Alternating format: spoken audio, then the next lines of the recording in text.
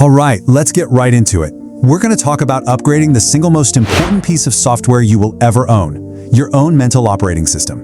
I mean, have you ever felt completely trapped? Stuck in one of those negative thought loops that you just can't seem to break out of no matter how hard you try? People tell you, oh, just think positive, but it doesn't work. Those same anxious, self-critical thoughts, they just keep showing up. Man, it is exhausting. But here's the thing. What if the solution isn't about fighting this endless battle against your own mind? What if, instead, it's about installing a brand new operating system?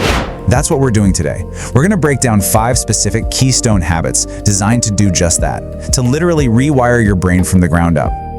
Okay, so before we can install any new software, we got to understand the hardware, right? And here's the most crucial piece of information you need to know. Your brain is not fixed. It is designed from day one to change. This amazing ability has a name: neuroplasticity. And here's the best way to think about it. Imagine your thoughts are like trails in a forest. The ones you use all the time, they become these wide, easy to walk down highways. That's why those negative thought cycles feel so automatic, so effortless. But here's the good news.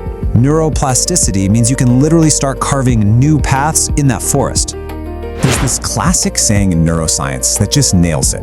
Neurons that fire together wire together. Every single time you practice a new way of thinking, you are physically strengthening a new connection in your brain. And over time, those become the new superhighways, the new default. And those old negative paths, they start to get overgrown, forgotten. Okay, you ready? Let's install our first app. This is a powerful diagnostic tool that comes straight from cognitive behavioral therapy, or CBT. We're calling it the Thought Audit. You see, most of us are being run by code we didn't even know was installed. Think about it. A critical email from your boss pops up and bam, an automatic thought hits you. That's it, I'm getting fired. You don't choose it, it just happens. The whole point of the thought audit is to finally catch these automatic thoughts in the act. And the process is surprisingly simple. It's just 3 steps. Step 1, describe the situation. And I mean just the facts. Step 2, identify that automatic thought. Be brutally honest with yourself. And step 3, now this is the real game changer. You challenge it. You actually ask yourself, okay, what's the real evidence for this thought? And what's the evidence against it? This is how you start to separate cold, hard facts from the flawed stories your brain has been spinning. All right, habit number 2. Think of this as designing the perfect boot-up sequence for your day. We call it the morning anchor. Now, what's so important to get here is that this is not about productivity. It's about winning the very first battle of the day. When you complete a small, intentional act right away, you send this powerful signal to your brain that says, hey, I'm in control here. I do what I say I'm gonna do.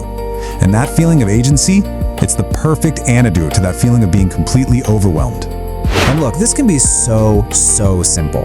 Just pick 1, maybe 2 things you have total control over, like drink a full glass of water, make your bed, do 5 minutes of stretching. That's it.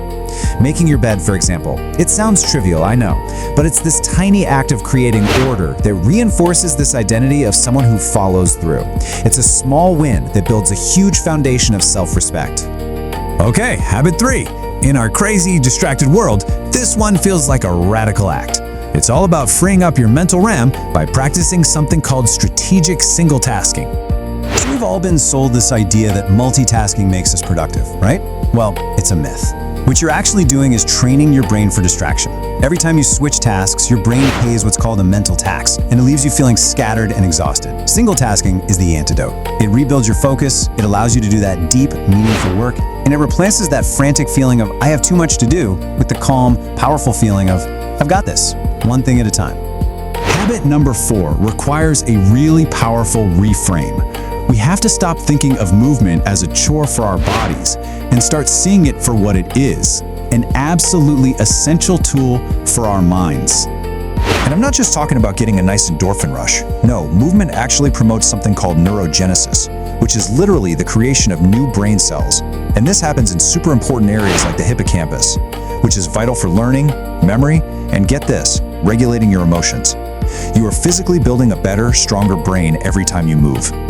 So this is the mindset shift I want you to make. Instead of thinking, ugh, I have to work out, I want you to start thinking, I need to reset my brain. Feeling stuck on a problem? Go for a walk. Feeling that wave of anxiety coming on? Do 15 minutes of anything that gets your heart rate up. See? It completely changes the story from I am stressed to I have a tool to manage my stress. All right, here we go. Habit number 5. Now this one is maybe the most direct brain hack of them all. I'm not kidding. This is about literally programming your behavior in advance, just like you'd write code for a computer. And the formula is so simple, it's almost deceptive. It's just, if this situation happens, then I will do this action. That's it. It's called an implementation intention, and the reason it's so incredibly powerful is that it completely takes willpower out of the equation. The decision is already made before you're tired, or stressed, or emotionally triggered.